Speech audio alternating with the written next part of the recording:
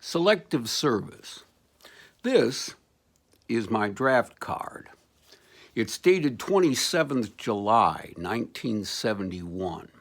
I want you to see just how meticulous I am in selective things. That's kind of what I looked like at the time.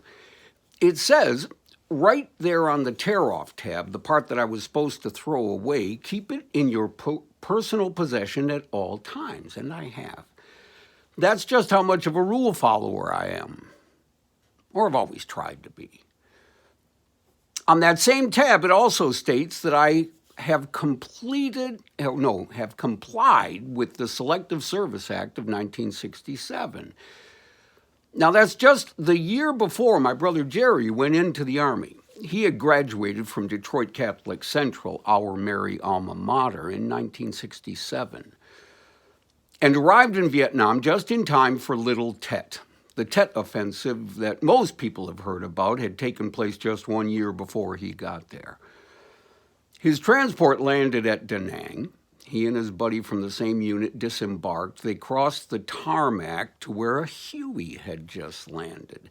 The side door of the Huey slid open and 2 body bags were ceremoniously disembarked, and Jerry and his buddy were ordered into the chopper to fill the spaces vacated by the human beings who had just made the ultimate sacrifice. And that was Jerry's welcome to Vietnam. Now, I suppose now that I'm fast approaching 70 years of age, kind of long in the tooth, huh? I can take it out of my wallet and store it with other legal documents of importance, divorce agreements, birth certificate, pension, and Social Security stuff. Oh, but before I finish that up, I want to tell you one of Jerry's stories. He told me I could. Jerry was with a support unit, a mortar unit, attached to the 82nd Airborne. His unit was choppered in or trucked in to wherever they were needed, wherever the action was. So one time they were dispatched to an area in the Mekong Delta, and they were awaiting further orders, and Jerry had to take a crap.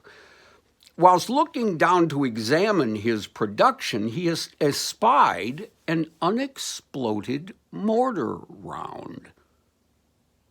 Not too much bigger than the turd he had just deposited. Well, as you can imagine, this caught his immediate attention. A bomb! Not 1 foot away from the one he had just dropped.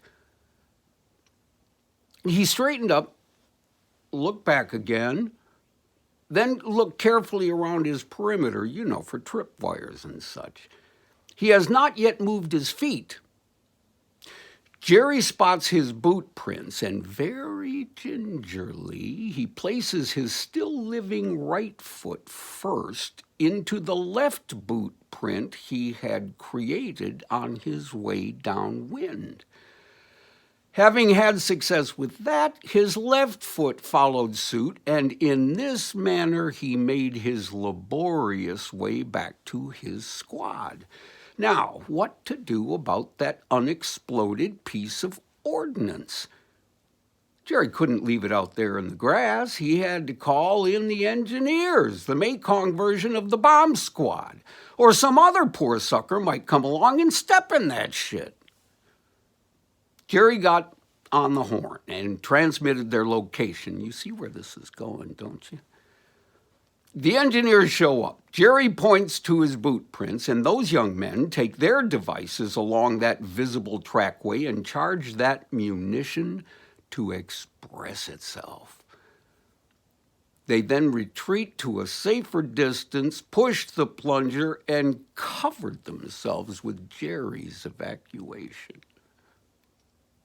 Jerry laughingly apologizes for their trouble and went back to his job of clearing the enemy from... Well, there was another squad of grunts who had to attempt to take a piece of slightly drier ground within range of Jerry's mighty mortars. You really cannot make this shit up. So now, I'm going to advance you to the year 2003 and the moral Mekong dilemma in which I found myself. We at that time had an impasse in the House. The subject of the impasse hardly seems to matter. What matters is that both sides felt that theirs was the correct stance. Now, how can the other side not see with the clarity that I see? I wish to shed a light on a simple truth. The truth may at times be painful, but it will set you free. Wife and daughter are standing on opposite sides of this issue, and I stand almost perfectly at the center. I see strength and weakness in both positions, and each, in her way, has let it be known that she expects me to stand on her side of the line.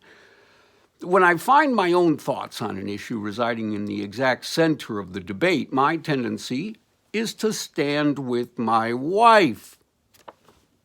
I will express my doubts and fears, and I will stand with my fellow parent. This seems the best way to show my loyalty to both.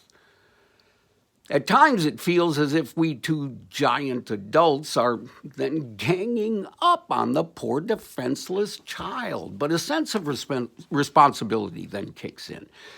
The best way to show Jordan how to get along in this world is for Allison and I to stand together.